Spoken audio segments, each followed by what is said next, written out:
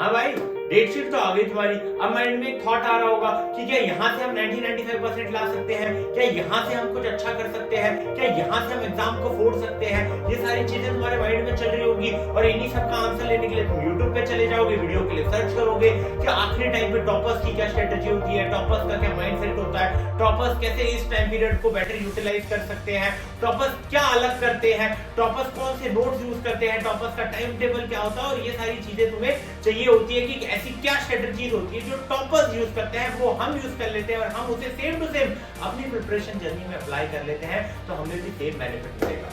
लेकिन एक dark reality बताऊं तुम्हें, अगर वो सारे सीक्रेट्स, वो सारी प्लानिंग, प्लॉटिंग, वो सारी स्ट्रेटजीज जो किसी एक टॉपर बच्चे ने यूज की है, किसी एक पर्टिकुलर टॉपर बच्चे ने, वो अगर मैं तुम्हें बता भी दूं ना, तो चांसेस हैं कि तुम्हारे नंबर्स नहीं आएंगे, चांसेस हैं कि वो स्ट्रेटजीज तुम्हारे लिए वर्क नहीं करेगी, क्योंकि ये साइंटिफिकली प्रूवन है कि हर बच्चा अलग होता है, हर बच्चे की कैपेबिलिटीज अलग होती है, हर बच्चे का स्ट्रॉन्ग पोर्शन अलग होता है, हर बच्चे का वीक पोर्शन अलग होता है, हर बच्चे का माइंडसेट अलग होता है। तो कोई एक ऐसे प्रूवन स्ट्रेटजी नहीं है कि आप सबको ये बता दो कि हाँ ये कर लो और आप एग्जाम में अच्छा कर लोगे। तो सबसे पहली बात, अपना टाइम वेस्ट मत करो ऐसी वीडियोस में। तो आज की वीडियो में हम क्या डिस्कस करने वाले हैं? आज की वीडियो में हम ये डिस्कस करेंगे कि जब आप स्ट्रेटजी बना रहे होंगे ये बाकी के 100 दिनों के लिए, जो बचे हुए 100 दिन हैं, उसमें आप कुछ तो कुछ प्लानिंग करेंगे किस तरीके से हम अपने गोल की तरफ बढ़ेंगे। तो इस प्रिपरेशन की जर्नी में आप ऐसे कौन से 5 मिस्टेक्स हैं जो आप ना करें तो आपको बेनिफिट मिलेगा। और अगर अपनी प्रिपरेशन जर्नी में इन 5 में से एक भी मिस्टेक आप करते हैं ना, तो वो 90-95% लाने का जो आपका सपना है ना, वो सपना रह जाएगा। फिर आप कहीं 60-65% लाओगे या 70% लाओगे, एक एवरेज बच्चे की कैटेगरी में आओगे। तो रिक्वेस्ट यही रहेगी कि वीडियो आप पूरी देखना, कहीं भी इसे स्किप मत करना और इसमें बताई हुई हर एक मिस्टेक को ध्यान से सुनना। और जब भी आप कोई मिस्टेक कर रहे हो तो माइंड में आना चाहिए कि नहीं, ये मिस्टेक मुझे नहीं करनी है। और वीडियो पसंद आई हो तो वीडियो को लाइक कर देना, चैनल को सब्सक्राइब कर देना और अपने दोस्तों के साथ इस वीडियो को शेयर जरूर कर देना। इस वीडियो पे लाइक टारगेट रखते हैं 40 लाइक का, तो फटाफट से लाइक कर दीजिए और अपने दोस्तों के साथ भी शेयर कर लीजिए। अब चलते हैं, डिस्कस करते हैं कि वो 5 प्रॉब्लम्स क्या है। तो सबसे पहली प्रॉब्लम आती है, आज का जो जमाना है, हमारे पास बहुत सारे मल्टीपल जो है रिसोर्सेज अवेलेबल है, एक ही चीज के लिए मल्टीपल ऑप्शंस हमारे पास अवेलेबल है। और कहीं ना कहीं ये लास्ट के जो 100 दिन बचे हुए हैं, इसमें ये मल्टीपल ऑप्शंस जो है वही हमारे लिए एक डिसएडवांटेज है, क्योंकि हम फिक्स ही नहीं कर पाते कि हम किस चीज के साथ जाएं, किस ऑप्शन के साथ हम जाएं।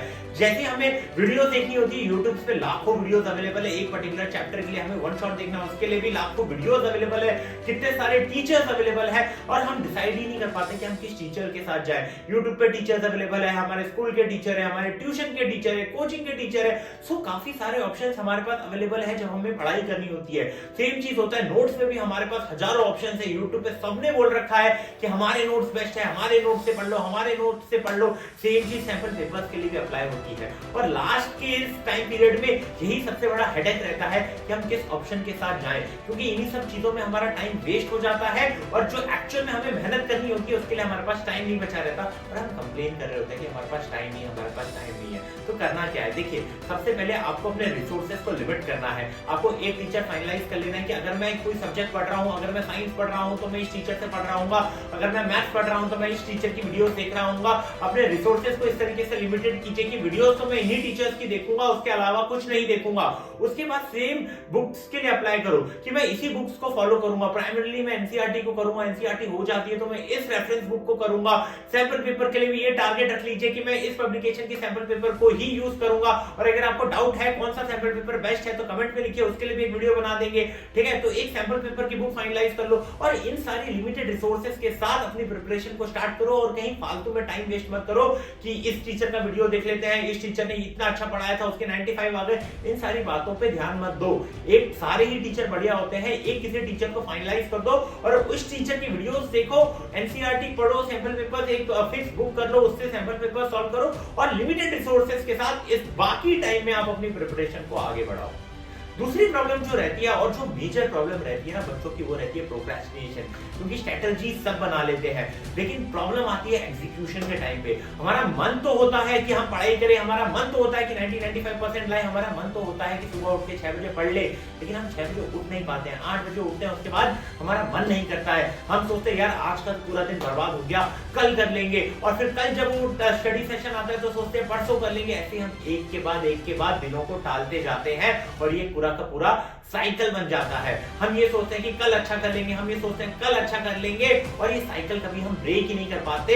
ये चीजों को टालने की जो साइकिल है, उस साइकिल में हम फंस जाते हैं, उस ट्रैप में हम फंस जाते हैं, और वही हमारे मार्क्स में आता है। तो हमारे मार्क्स जब अच्छे नहीं आते ना, तो क्यों नहीं आते? क्योंकि हम बार बार चीजों को टाल रहे थे। हमने कभी भी ऐसा नहीं बोला कि नहीं ये हमारा काम है, हम अभी इसको कर लेंगे, अभी मुझे ये सब्जेक्ट पढ़ना जरूरी है, मैं अभी इसे पढ़ लेता हूँ। तो सबसे पहली चीज जो आपको इसमें करनी है वो ये करनी है कि आपको अपना दिन एक दिन पहले ही प्लान कर लेना है कि अगले दिन मुझे कौन से सब्जेक्ट्स पढ़ने हैं, अगले दिन मुझे कौन से टॉपिक्स पढ़ने हैं, उसके लिए क्या क्या रिक्वायर्ड रिसोर्सेज हैं वो पहले से अपने स्टडी स्पेस पे आप अवेलेबल कर लो, ताकि अगले दिन जब आप पढ़ने बैठोगे ना, तो आप बुक्स ढूंढने नहीं बैठोगे, वहां आपका टाइम वेस्ट नहीं होगा। क्योंकि स्टार्टिंग में अगर मोमेंटम बिगड़ जाता है ना, तो फिर आपका मन नहीं करता है। ठीक है, तो अपने जो रिसोर्सेज है ऑलरेडी एक दिन पहले ही आप उसे अवेलेबल कर लीजिए। दूसरी एक चीज जो आप कर सकते हैं, देखिए जब भी हम पढ़ने बैठते हैं तो एक चीज सभी बच्चों के साथ कॉमन होती है कि आप थोड़ी देर पढ़ोगे, 15-20 मिनट पढ़ोगे तो थोड़े डिस्ट्रैक्शन आते हैं, एकदम से किसी कंसंट्रेशन पावर या फोकस करने की पावर जो है वो बढ़ नहीं जाती। तो यहाँ आपको करना क्या, 10-20 मिनट पढ़ने के बाद फिर अगर कुछ डिस्ट्रैक्शन आपको आती है तो आपको क्या करना है, अपने माइंड को ट्रिक करना है कि यार मुझे 5 मिनट और पढ़ाई करना है, मुझे 5 मिनट और पढ़ाई करनी है। और इस तरीके से अपने माइंड को ट्रिक कर करके आपको 1-1.5 घंटे का स्टडी सेशन निकाल लेना है। उसके बाद आपको क्या करना है, ब्रेक लेना है। उस ब्रेक में भी आप ऐसी चीजें मत कीजिए कि आपको हाई डोपामिन मिल रहा होगा। फिर क्या होगा, अगर आप ऐसी चीजें कर लोगे तो जो आपका ब्रेक 5 मिनट का था या 10 मिनट का था, वो आधे घंटे 1 घंटे का हो जाएगा, और एक अच्छा सेशन करने के बाद जो बाकी का आपका टाइम था वो वेस्ट हो जाएगा। इसलिए आप उसमें कुछ लाइट म्यूजिक सुन लीजिए या थोड़ा सा वॉक कर लीजिए, कुछ लाइट एक्सरसाइजेस कर लीजिए, इन सारी एक्टिविटीज को कीजिए, बट ऐसी एक्टिविटीज मत कीजिए जिससे आपको हाई डोपामिन मिल रहा होगा। एक और चीज आप कर सकते हो प्रोक्रेस्टिनेशन को रिड्यूस करने के लिए, वो है कि आप अपने स्टडी स्पेस को ऐसी तरीके से बनाओ ताकि वहां पर मिनिमल डिस्ट्रैक्शंस हो। ठीक है, आप अपनी स्टडी स्पेस में कोई फालतू के काम नहीं कर रहे, वहां इंस्टा के रील्स नहीं देख रहे, वहां पे यूट्यूब के शॉर्ट्स नहीं देख रहे, वहां पर फोन नहीं रहे, रिस्पेक्ट कीजिए अपने स्टडी स्पेस का। एक और चीज कर सकते हो कि स्टडी स्पेस के आगे अपना टारगेट लगा दीजिए कि I want to score 95% in my class 10 board exam and I will do it. जब वो आपको आपकी आंखों के सामने दिखेगा ना ये लिखा हुआ, तो हमेशा आपको देख के एक मोटिवेशन मिलेगा कि नहीं मुझे इसको, इस गोल को अचीव करना ही है और उसके लिए मुझे अभी मेहनत करनी है। मैं यहाँ पर अभी फिलहाल प्रोक्रेस्टिनेशन अफोर्ड नहीं कर सकता, मैं ये नहीं अफोर्ड कर सकता कि मैं यहाँ पर अभी गेम खेल लूं या मैं अभी यहाँ टाइम वेस्ट कर लूं। अगर मेरा गोल मेरे सामने है और अगर मैं कहीं टाइम वेस्ट कर रहा हूँ तो वो गोल मुझे रिमाइंड करा रहा होगा कि अगर आप अभी टाइम वेस्ट कर रहे हो, आप अभी अपने टाइम को प्रॉपर तरीके से यूटिलाइज नहीं कर रहे हो, तो आपको रिजल्ट के टाइम पे वो रिजल्ट नहीं मिलेगा जो आपने सोचा होगा। आप अपने गोल के पास नहीं रहेंगे, उससे काफी दूर रहेंगे। क्योंकि अगर आप अभी अपनी पढ़ाई को सैक्रिफाइस कर रहे होंगे तो कहीं ना कहीं बाद में आपका गोल भी सैक्रिफाइस हो रहा होगा। इसलिए अपने स्टडी स्पेस के आगे ये लिख दीजिए, yes I will score 90-95% in my board exam। और सेम चीज आप हमेशा जो भी इस चैनल पे वीडियो आ रही है, हर वीडियो में अगर ये कमेंट होना ही चाहिए कि I will score 95% in my board exam। हमेशा आपका माइंडसेट जो है वो क्लियर होना चाहिए।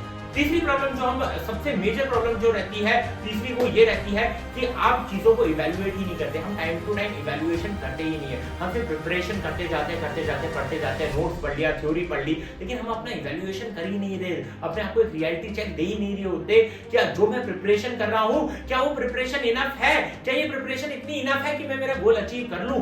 और ये अगर मुझे पता ही नहीं रहेगा, मैं एक ही फ्लो पे करता जाऊंगा, तो हो सकता है कि जब एग्जाम में रिजल्ट अच्छा ना आए तब मुझे लगेगा यार मैंने तो मेहनत की थी, मेरे रिजल्ट क्यों नहीं आए? यार रिजल्ट इसलिए नहीं आए क्योंकि तुमने अपने आप को इवैल्यूएट किया ही नहीं था। बीच में तुम्हें पता ही नहीं था कि तुम सही कर रहे हो या नहीं कर रहे हो, तो तुम्हें लग रहा था कि तुम सही कर रहे हो, बट क्या तुमने इवैल्यूएशन किया? इसलिए इंपॉर्टेंट हो जाता है कि आप डेली बेसिस पे, वीकली बेसिस पे, मंथली बेसिस पे अपने आप को इवैल्यूएट करो। डेली बेसिस पे अगर आपका टारगेट पूरा हो रहा है कि हाँ आज मैंने इतना सोचा था, और आपको सोने से पहले आपको वो सेटिस्फैक्शन मिल रहा है, तो आपका डेली टारगेट कंप्लीट है। सेम चीज आपको वीकली बेसिस पे करनी है, सेम चीज आपको मंथली बेसिस पे करनी है कि अपने जो टारगेट्स है, चाहे वो वीकली टारगेट्स हो चाहे वो मंथली टारगेट्स हो, उसको कंप्लीट कीजिए। और जो नहीं कंप्लीट हो रहा उसे एनालाइज कीजिए कि प्रॉब्लम कहाँ पे आई थी, क्या चीजें मैं यहाँ पे इंप्रूव कर सकता हूँ। अगर आप इन चीजों को करते जाएंगे तो आप अपने आप का एक बेटर वर्जन बन रहे होंगे। इसलिए इट इज इंपॉर्टेंट कि अगर आपको किसी एग्जाम में बढ़िया करना है तो टाइम टू टाइम अपने आप को एक अपने आप का एक इवैल्यूएशन कीजिए, अपने आप को एक रियलिटी चेक दिया कीजिए। चौथी जो मिस्टेक रहती है वो ये रहती है कि इस टाइम पे जो बचा हुआ टाइम पीरियड रहता है, इसमें हमारा जो माइंडसेट रहता है वो एक नेगेटिव माइंडसेट रह जाता है। हमारे माइंड में बुरे थॉट्स आते हैं कि क्या होगा अगर मेरे नंबर अच्छे ना आए, यार मेरी तो ये चीज खराब थी, मेरे पास इस सब्जेक्ट के नोट्स नहीं थे, मैं ये सब्जेक्ट मेरा वीक है, और ऐसे बहुत सारे एन नंबर्स ऑफ प्रॉब्लम हमारे माइंड में आते हैं कि क्या मैं भूल जाऊंगा, क्या होगा अगर मेरा ये नहीं हुआ, हम मेरे को तो कुछ याद नहीं रहेगा। और ऐसे थॉट्स आना माइंड में कॉमन है, ये सभी एस्पिरेंट्स के माइंड में आता है, बट इंपॉर्टेंट रहता है कि उसके बाद आपका माइंडसेट कैसा रहता है, आप किस तरीके से इन चीजों को डील कर रहे होते हैं। देखिए ये कॉमन चीज है, एक टॉपर बच्चे के साथ भी ऐसा होता है और एक एवरेज बच्चे के साथ भी ऐसा होता है, पर डिफरेंस कहां आ जाता है कि आप इस चीज को डील किस तरीके से करते हैं। आपको एक पॉजिटिव माइंडसेट के साथ डील करना है इस चीज को कि नहीं मैं कर लूंगा, एक सेल्फ बिलीव होनी चाहिए आपके अंदर कि मैं कर लूंगा, और आपको हमेशा रोज सुबह उठते टाइम अपने आप को ये कहना है कि मैं मेरे टारगेट को अचीव कर लूंगा। और जब आप सो रहे होते हो तो क्या आप सेटिस्फाइड हो कि हाँ मैं मेरे टारगेट के करीब पहुंच रहा हूं, मैं अचीव कर लूंगा। अगर सुबह आप जो कह रहे हो शाम को अगर आप उससे सेटिस्फाइड हो, इसी प्रोसेस को अगर आप अगले 100 दिन तक कर लेंगे तो आप इजीली अपने गोल को जो है वो अचीव कर पा रहे होंगे। इसलिए सबसे इंपॉर्टेंट रहता है कि वो सेल्फ बिलीव आपके अंदर रहना चाहिए। देखिए ये आपका स्ट्रगल है, ये आपकी प्रिपरेशन जर्नी है, यहाँ कोई दूसरा आके आपको मोटिवेट नहीं करेगा। और मान लो कोई दूसरा आके मोटिवेट कर भी देगा, उससे कोई फायदा नहीं है। 2-3 दिन बाद फिर आप वहीं पे आ जाओगे जहां आप पहले थे। आपके साथ कितने भी मैं मोटिवेशनल स्पीकर्स को लगा दूंगा, जितने सारे आप YouTube में जितने मोटिवेशनल स्पीकर है, अगर सब आपके साथ भी खड़े हो जाएंगे ना तो आप कुछ नहीं कर पाओगे जब तक आपके अंदर सेल्फ बिलीव नहीं रहेगा, जब तक आपको खुद के ऊपर विश्वास नहीं रहेगा ना। कितने लोग भी, कितने भी बड़े से बड़ा मोटिवेशनल स्पीकर भी आ जाएगा, वो आपकी हेल्प नहीं कर पाएगा अगर आपके अंदर सेल्फ बिलीव नहीं है। इसलिए एक रिक्वेस्ट है कि अपना माइंडसेट जो है वो इंप्रूव कीजिए, अपने आप को ये बिलीव दिलाइए कि यस मैं यहाँ से क्लास 10 पे 90-95% ला सकता हूँ। अगर आपको ये बिलीव हो जाता है तो एक बात मेरी मान लीजिए कि आप एग्जाम में भी अच्छा छोड़ के आ ही जाएंगे। और पांचवी और जो एक प्रॉब्लम रहती है बच्चों के साथ वो ये रहती है कि हम प्रैक्टिस नहीं करते हैं। हम थ्योरीज पढ़ लेते हैं, फॉर्मूलेस पढ़ लेते हैं, फिजिक्स के फॉर्मूले हो गए, मैथ्स में हमने देख लिया कि हाँ प्रोसेस क्या होती है, बट हम क्वेश्चंस नहीं लगा रहे होते। और इसी का जो हमें डिसएडवांटेज है वो एग्जाम में मिल रहा होता है कि एग्जाम में डायरेक्ट फॉर्मूला बेस्ड क्वेश्चन आते हैं नहीं, वहां पे कुछ ट्रिकी क्वेश्चन भी आते हैं और वहां आप फंस जाते हो, आपका टाइम वेस्ट हो जाता है। क्यों? क्योंकि आपने क्वेश्चन सॉल्व नहीं किए होते, आपने time to time sample papers नहीं लगाए होते, आपने time to time PYQ solve नहीं किए होते। इसलिए हमेशा ये मैंडेटरी है कि अगर आप कोई कंसेप्ट पढ़ रहे हैं उससे रिलेटेड 10 से 20 आप क्वेश्चन सॉल्व कर लीजिए, question time to time solve कीजिए, सैंपल पेपर सॉल्व कीजिए, पीवाईक्यू सॉल्व कीजिए। इससे आपकी प्रैक्टिस बनी रहेगी और एग्जाम में आपकी स्पीड भी रहेगी और आपके पास एक आइडिया भी रहेगा, अच्छा इस क्वेश्चन को मैं इस तरीके से करूंगा, अच्छा ये नहीं हो रहा था, ये तो मेरे साथ प्रैक्टिस में भी नहीं हो रहा था, तब मैंने ऐसा किया था।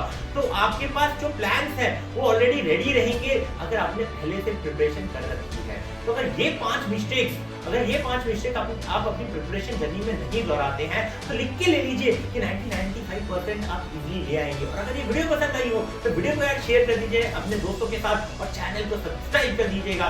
धन्यवाद, थैंक यू।